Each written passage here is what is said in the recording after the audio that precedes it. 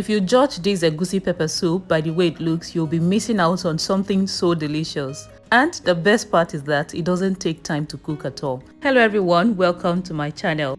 I'll start with this aiden fruit, which I'll place in the pot before I go on to add some shaki, which has been pre-cooked, stockfish, which has been washed, dry catfish, and of course dried bonga. I already deboned that. I'm going to add this blend of yellow scotch bonnet and onions.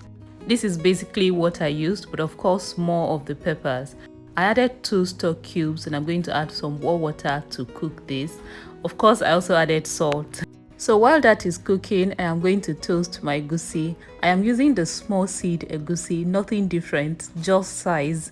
So I'm using the small seed and I'm going to toast this on low heat for about 5 minutes maximum, just until it looks this good, lightly browned. Yeah, and this is perfect. So I'm going to take this off now and let it cool a bit before I pour it in the blender to blend, while I check on the stock for the soup.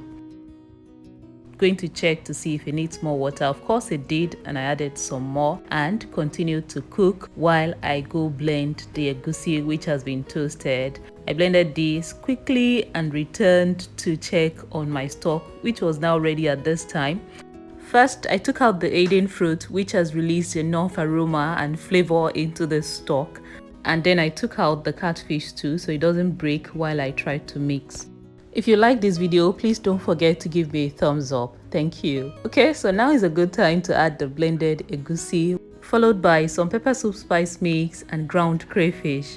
I'm going to stir to combine everything and let this cook. After some time, I am going to return the fish that I took out back in the soup.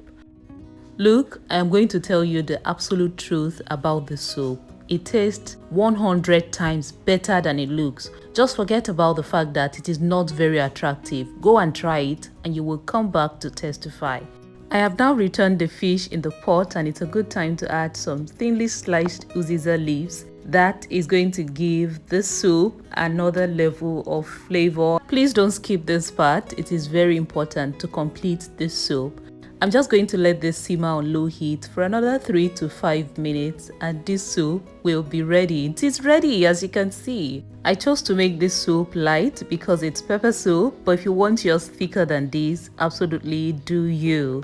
Look, I'm not trying to hype this recipe, but this is the best version of egusi I have had all my life. No cap, you will understand when you try it. My soup is ready now and I enjoyed mine with some eba. Make sure to try this egusi pepper soup recipe and let me know what you think about it. Don't forget to subscribe to this channel for more recipes like this. Bye bye.